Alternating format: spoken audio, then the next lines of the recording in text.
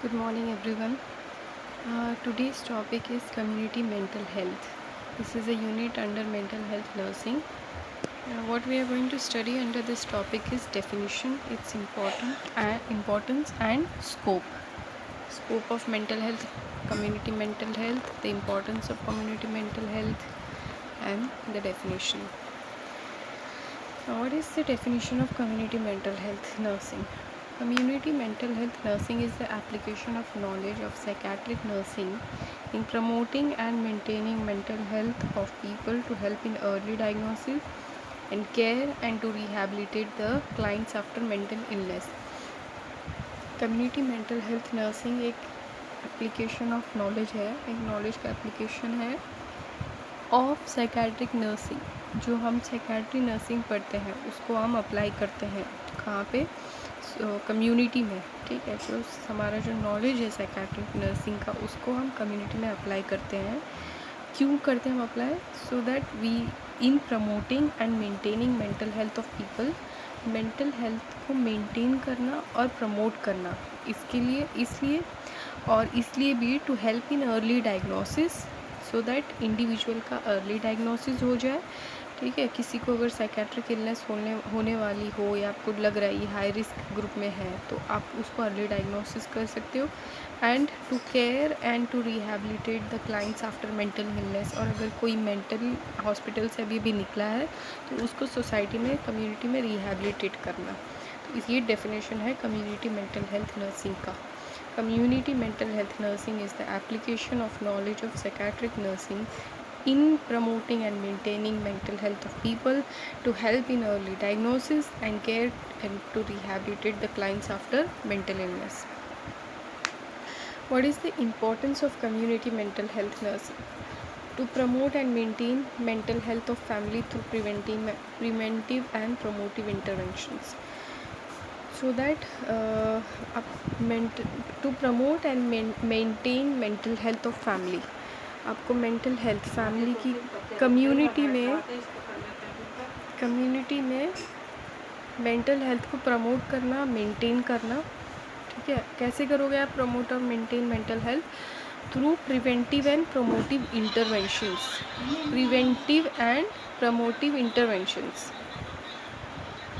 ठीक है, मतलब आप किसी मेंटल इलनेस को कैसे प्रिवेंट करोगे उसके बारे में वो आपको अप्लाई करना है, और मेंटल हेल्थ के बारे में कैसे प्रमोट करोगे वो आपको प्रमोट करना है। ठीक है, to enhance the potentials of community people to use their strength to provide essential competence for positive mental health. To enhance the potentials of community people, आपको कम्युनिटी पीपल, जो कम्युनिटी में लोग रहते हैं उनका जो पोटेंशियल है कि वो क्या कर सकते हैं, उनको इसको इन्हांस करना। ठीक है, मतलब उसको और इंक्रीज़ करना, उनका जो स्ट्रेंथ है उसको इंक्रीज़ करना। ठीक है, टू यूज़ देयर स्ट्रेंथ, उस स्ट्रेंथ को यूज़ करना to provide essential competence for positive mental health. उसको जो उनका स्ट्रेंथ है उसको एक तो इंक्रीज़ करना, उसको यूज़ करना, किस लिए? पॉजिटिव मेंटल हेल्थ मेंटेन करने के लिए। ठीक है, ये सेकंड इम्पॉर्टेंस है। थर्ड इम्पॉर्टेंस जो है वो है to educate the family members regarding identification of various stresses and coping mechanisms to deal with problems. आपको फैमिली मेम्बर्स को एजुकेट करना है। क्यों, क्या एजुकेट करना है? सो दैट वो जो स्ट्रेसर्स हैं उनकी फैमिली में या एनवायरनमेंट में जो स्ट्रेसर्स हैं जिनकी वजह से मेंटल इलनेस हो सकती है उसको वो लोग आइडेंटिफाई कर सकें और फिर आइडेंटिफाई करके उससे कोप अप करें using their own coping mechanisms. अपने कोपिंग मैकेनिज़म्स को यूज़ करके उस स्ट्रेसेस से कोप करें। ठीक है, और उस प्रॉब्लम से डील करें। Fourth is to help the family members to recognize that the social, cultural and situational aspects have an influence on behavior and how it can affect the individual person's behavior in the family। आपको family member को समझाना है कि जो हमारे social, culture और जो situational aspects हैं, यानी जो हमारे कल्चरल बिलीव्स हैं, हमारी जो सोसाइटी है, उन सब का जो है हमारे मेंटल हेल्थ और हमारे बिहेवियर पे कितना अफेक्ट पड़ता है ना। जब हमारे पीठ पीछे हमारे घर वालों को कोई हमारी बुराई करता है तो उससे हमारे मेंटल हेल्थ पे अफेक्ट करता है ना। तो यही है कि आपको फैमिली मेम्बर को समझाना है कि जो सोसाइटी है, जो कल्चरल वैल्यूज़ है वो उससे हमारा बिहेवियर भी चेंज होता है और उससे हमारा जो मेंटल हेल्थ पे असर है वो हमारे मेंटल हेल्थ पे भी कोई ना कोई अफेक्ट होता है, ठीक है। सो ये आपको फैमिली मेम्बर्स को बताना है। To teach the community people to monitor the mental health and that of community. आपको जो कम्युनिटी में लोग रहते हैं उनको आपको सिखाना है कि वो अपनी मेंटल हेल्थ को कैसे मॉनिटर कर सकते हैं और एक दूसरे की मेंटल हेल्थ पे कैसे फोकस से और ध्यान रख सकते हैं। तो ये इम्पोर्टेंस था mental health, community mental health nursing का, ठीक है। Now scope of mental health, community mental health nursing. Community mental health care includes mental health promotion, stigma removal, psychosocial support, rehabilitation services, prevention of harm from alcohol and substance abuse, treatment of the ill using primary health care system। सबसे पहला है mental health promotion। आप as a mental health care, ठीक है, आप as a mental health care worker, आपका society में, community में कितना पार्ट है, कितना स्कोप है।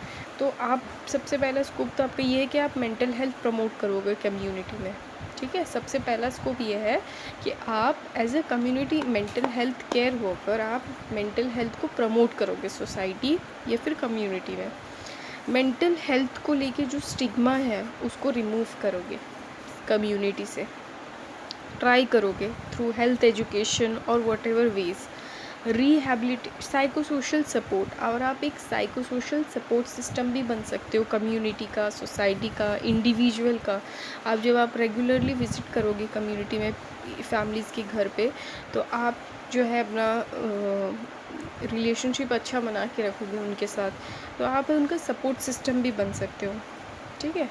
और क्या स्कोप है as a mental health care worker? Rehabilitation services. Rehabilitation का मतलब यही है कि जो लोग हॉस्पिटल्स में एडमिट रहते हैं, साइकेट्री हॉस्पिटल या फिर कोई भी हॉस्पिटल, तो वो जब अपने घर में आगे वो डायरेक्टली एडजस्ट नहीं कर पाएंगे सोसाइटी में, तो उनके लिए हाफ वे होम्स, ये सब जो सर्विसेज होती हैं ये बनाई जाती हैं ताकि वो सोसाइटी में फिर से रहने के काबिल हो जाए, ठीक है। तो रिहैबिलिटेशन सर्विसेज हम इनको बोलते हैं। तो उसको रिहैबिलिटेशन सर्विसेज में आप उनके उसके बारे में बताओगे सोसाइटी को, है ना, वहाँ पे भी आपका स्कोप है। Prevention of harm from alcohol and substance abuse. आप सब्सटेंस और अल्कोहल अब्यूज़ के बारे में एजुकेट करोगे कम्युनिटी में। आपका यहाँ पे भी स्कोप है। जो हमारे डी एडिक्शन सेंटर्स होते हैं कम्युनिटी में, आप उनमें भी जाकर as a community mental health care worker आप वहाँ पे जाके भी ये सब प्रिवेंट कर सकते हो। अल्कोहल और सब्सटेंस अब्यूज़ वहाँ पे प्रमोट कर सकते हो, अपना टाइम दे सकते हो उस सर्विस में। Treatment of the ill using primary health care system. जो हमारा PHCs होते हैं, तो वहाँ पे भी आप जो बीमार हैं, मेंटली इल जो हैं, उनका आप ध्यान रख सकते हो, उनको ट्रीट कर सकते हो, क्योंकि PHCs ही हमारा सबसे मेन, सबसे बॉटम होता है, वहीं से शुरू होता है प्राइमरी, फिर secondary health care system, tertiary health care, है ना। तो जैसे छोटे छोटे क्लिनिक होते हैं, आप वहाँ पे भी जाके सोसाइटी के बारे में इंफॉर्मेशन ले सकते हो, किसी इंडिविजुअल के बारे में इंफॉर्मेशन ले सकते हो। वो आपके स्कोप्स थे। Community mental health psychiatric nurse attributes. आपको कैसा एटीट्यूड रखना है अपना as a community mental health nurse, आपको अपना एटीट्यूड कैसे रखना है कम्युनिटी में। So you have to be aware of your self, personal and cultural values. आपको अपने बारे में अवेयरनेस होनी चाहिए कि आप कौन हो, ठीक है, आपकी पर्सनैलिटी कैसी है, आप एक इंसान कैसे। आपको अपने पर्सनल वैल्यूज़ के बारे में पता होना चाहिए कि आपके लिए सही क्या है, आपके लिए गलत क्या है। और आपको कल्चरल वैल्यूज़ भी पता होना चाहिए कि सोसाइटी के हिसाब से सही क्या है, सोसाइटी के हिसाब से गलत क्या है, ठीक है। Non judgmental attitude. आपको एक बहुत नॉन जजमेंटल एटीट्यूड रखना है किसी भी फैमिली या इंडिविजुअल के साथ। जज नहीं करना है। वो अगर आपसे कोई प्रॉब्लम शेयर करते हैं तो आपको उनको बैठ के जज नहीं करना है, ठीक है। Problem solving skills. आपके अंदर प्रॉब्लम सॉल्विंग स्किल्स का एटीट्यूड होना चाहिए। आपको अगर कोई प्रॉब्लम नज़र आ रही है तो आपको उससे भागना नहीं है, आपको उसको सॉल्व करना है। आपकी स्किल्स अच्छे होने चाहिए और आपको सिखाना भी है इंडिविजुअल को। Knowledge of community resources. आपको जो है कम्युनिटी में क्या क्या रिसोर्सेज अवेलेबल हैं उनके बारे में आपको पता होना चाहिए, ठीक है। willingness to work with the family or significant others identified by the client as support people। आपके अंदर इतनी willingness होनी चाहिए कि आप उस फैमिली या उस पर्टिकुलर इंडिविजुअल के साथ वर्क कर सको, काम कर सको। ठीक है, अगर कोई इंडिविजुअल अपने हॉस्पिटल से कम्युनिटी में वापस आ रहा है अपने घर, तो आपको जो है उस पेशेंट को समझना है। ठीक है, उसको फैमिली के साथ जो है लड़ाई झगड़े इन सब चीज़ों से बचाना है, और आपको सपोर्ट सिस्टम बनना है। That was the attitude. Next हमारा जो हेडिंग है वो है stigma and discrimination related to mentally ill. हमारे इस कंट्री में, नॉट ओनली आर कंट्री, ठीक है, अब ज़्यादातर, अगर अभी तो लेस होते गया है, लेकिन जितना भी हमारा डिस्क्रिमिनेशन और स्टिग्मा है मेंटली इल को लेकर, वो क्या क्या है। सबसे पहला है लेबलिंग। लेबलिंग मतलब लेबल दे देना, एक लेबल। ठीक है, the process of stigma begins when the individual with mental illness are first identified, marked and labelled and seen to be different from others. आपने उनको लेबल कर दिया कि ये तो पागल है, इसको हम लेबलिंग बोलते हैं। एग्जाम्पल मैं आपको देती हूँ, कोई मोटा होता है तो आप उसको लेबल कर देते हो कि ये तो मोटा है, आप उसको नाम वही बुलाते हो, मोटा, मोटी, है ना, तो इसको हम लेबलिंग बोलते हैं। स्टिग्मा जो शुरू होता है वो यहीं से शुरू होता है। अगर कोई साइकेट्रिक हेल्प ले रहा है या हॉस्पिटल जा रहा है, तो उसको कम्युनिटी में लोग क्या बुलाने लग जाते हैं, उसको बोलने लगते हैं तो पागल है। ठीक है, ऐसे करके, और ये सबसे अलग है, ये हमारे जैसा नहीं है। ठीक है, ये सबसे पहला स्टिग्मा है। फिर और कौन सा स्टिग्मा है? Shunning. They are shunned, rejected, avoided and separated from other people, family और कम्युनिटी। शनिंग मतलब अलग रख देना, अलग कर देना। तो उनको सोसाइटी में, अब हम सोसाइटी में जो है, मैं तो नहीं, लेकिन सोसाइटी में जो लोग होते हैं वो उनको रिजेक्ट करते हैं, उनको अवॉइड करते हैं, उनसे बात नहीं करते हैं, उनको दूर भगा देते हैं अपने आप से। ठीक है, फैमिली से दूर, कम्युनिटी से दूर, फ्रेंड से दूर।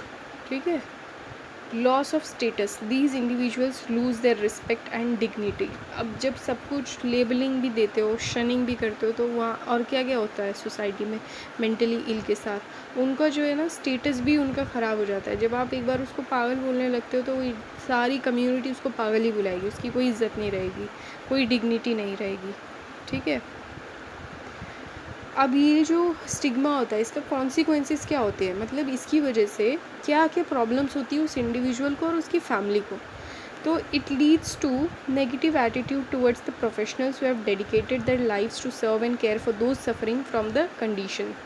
तो इससे क्या होता है, सबसे पहला जिसका कॉन्सिक्वेंसेस है, डेफिनेटली वो पेशेंट पे है, उसकी फैमिली पे है, बट ये इसका जो नेगेटिव एटीट्यूड है वो प्रोफेशनल्स की तरफ भी हो जाता है। यानी हम, जैसे कि मैं अभी साइकेट्रिक नर्स हूँ, ठीक है, तो अगर मैं, ये मेरे लिए भी, मुझे भी बहुत ज़्यादा बुरा लगेगा अगर आप किसी भी मेंटली इल पेशेंट को बोलोगे तो पागल है, किसी भी मेंटली इल पर्सन को आप बोलोगे पागल है, इससे बात मत करना, इसको इससे अवॉइड करना, है ना, आप उनसे नेगेटिव बिहेवियर दिखाओगे तो उससे मुझे भी बुरा लगेगा। ठीक है, क्योंकि मैं और जो साइकेट्रिक हेल्थ केयर वर्कर्स जो हैं, वो अपना लाइफ और अपने जितनी भी मोटिवेशन है वो सब डेडिकेट कर देते हैं पेशेंट्स का ध्यान रखने में, केयर करने में, सर्व करने में, मेंटली इल जो होता है। ठीक है, तो उनके लिए बहुत ज़्यादा नेगेटिव हो जाता है। Next point is damaging self belief, that is sense of personal worth, self-esteem is affected, the person becomes shameful and unwilling to seek medication, attention or disclose an illness। अब इससे जो इंडिविजुअल की, जो patient की self belief है, ठीक है, आप सबकी, हमारे सबकी बिलीफ सिस्टम होता है, हम किसी चीज़ पे बिलीव करते हैं, किसी पे नहीं बिलीव करते हैं। We believe in good values, good behaviour, है ना, हम गुड वैल्यूज़, गुड बिहेवियर में बिलीव करते हैं। कुछ लोग नेगेटिव चीज़ों पे बिलीव करते हैं, नेगेटिव बिहेवियर, लड़ाई झगड़ा। तो जो हमारा सेल्फ बिलीव होता है इंडिविजुअल का, जो पेशेंट का, वो भी डैमेज हो जाता है। तो जो पेशेंट है, मेंटली इल पर्सन जो है, वो अपने आप को बहुत ज़्यादा लो समझेगा कि मैं जो हूँ इस सोसाइटी में कुछ नहीं हूँ, मेरा कुछ काम नहीं है। सेल्फ एस्टीम उसका लो हो जाएगा बहुत ज़्यादा, और जो पर्सन है वो बहुत ज़्यादा शर्म करने लगेगा। हिल बिकम वेरी शेमफुल, सोसाइटी में जाने से डरेगा, लोगों के बीच में बैठने से डरेगा, और हॉस्पिटल जाने से भी बचेगा कि कभी उसको लोग टैग ना दे दे कि ये तो पागल हॉस्पिटल से आया है। है ना। तो इसलिए वो सोसाइटी में हॉस्पिटल्स जाने से भी बचेगा और अपनी बीमारी के बारे में किसी से भी शेयर नहीं कर पाएगा। ये उसका कॉन्सिक्वेंसेस है स्टिग्मास के। ठीक है, तो ये पेशेंट के साथ ये चीज़ होगी, इससे क्या होगा, इससे वो और बीमार होते जाएगा, उसकी फैमिली पे अफेक्ट करेगा बहुत ज़्यादा। mistaking belief that mental illness is a curse from the gods, witchcraft, black magic etc. और जो इसका कॉन्सिक्वेंसेस एक ये भी है कि लोग फिर ये समझने लगेंगे कि जो मेंटल इलनेस है ये तो गॉड की तरफ से एक कर्स है। ठीक है, ये फिर ब्लैक मैजिक है। ठीक है, ये भी एक कॉमन सा स्टिग्मा होता है एक्चुअली। और क्या क्या कॉन्सिक्वेंसेस होते हैं, it could lead to prejudice, for example that mental disorders are dangerous. और एक प्रेजुडाइज बन जाएगा सोसाइटी में, बन जाएगा क्या, अभी भी सोसाइटी में सब यही सोचते हैं कि मेंटल डिसऑर्डर जो है बहुत बुरी चीज़ होती है, बहुत ख़तरनाक होती है, इट्स वेरी डेंजरस। आप एक बार दवाई शुरू कर दो तो हमेशा दवाई लेना होता है, ये सब एक मिथ बन जाता है सोसाइटी में। फाइनेंशियल प्रॉब्लम्स क्यों होंगी इंडिविजुअल को, क्योंकि उसको जॉब से निकाल दिया जाता है ना, सोसाइटी उसकी हेल्प नहीं करती। Loss of job, lack of employment, कोई उसको एम्प्लॉयमेंट नहीं देगा, कोई उसको जॉब नहीं देगा, ये सोच के कि ये तो पागल है। Stigma prevents others from caring for the mentally sick, और क्योंकि आप लोगों ने उनको टैग कर दिया कि ये तो पागल है सोसाइटी में, ठीक है, तो उससे क्या होगा, जो और भी लोग सोसाइटी में रहते हैं वो सोचते हैं कि मैं क्यों ध्यान रखूँ इसका, जब लोग इसका ध्यान नहीं रख रहे हैं, जब वो ध्यान नहीं रख रहे हैं तो मैं क्यों करूँ, मैं क्यों ध्यान रखूँ। ठीक है, तो इससे जो जो हेल्प करना भी चाहते हैं, जो केयर करना भी चाहते हैं, वो भी नहीं आगे बढ़ेंगे। Keep people from accessing counselling, तो जैसे मैंने आपको बोला वो हॉस्पिटल जाने से डरते हैं, वैसे ही वो अपने काउंसलिंग के लिए जाने से भी डरते हैं। ठीक है, कि कभी उनको देख ले कोई तो उनकी बातें बनाएगा। डिवोर्स, अगर कोई पार्टनर होता है जो मेंटली इल होता है तो वो उसको डाइवोर्स भी हो जाता है। लो सेल्फ एस्टीम, ये मैंने आपको बता दिया। Feeling to seek medical attention, मतलब हॉस्पिटल जाने से बचते हैं। फिज़िकल वायलेंस और हरासमेंट, कुछ मेंटली इल पेशेंट के साथ फिज़िकल वायलेंस और हाथ मारपीट भी करते हैं लोग। ठीक है, वो क्योंकि उन्हें पता है कि कुछ नहीं बोलेगा तो वो उनके साथ मारते हैं। और अगर कोई पेशेंट हाइपर होता है तो उसको ये सोचकर मारते हैं कि ये इससे पहले कि हमें मारे हम इसे मार देंगे, है ना। फिज़िकल वायलेंस और उनके साथ हैरेसमेंट भी बहुत किया जाता है मेंटली इल पेशेंट्स के साथ। तो ये आपके कॉन्सिक्वेंसेस है हमारे जो स्टिग्मा है मेंटली इल को लेकर, मेंटल हेल्थ को लेकर। I hope you have understood about this. आप इस वीडियो को दोबारा देखो समझने के लिए, ठीक है।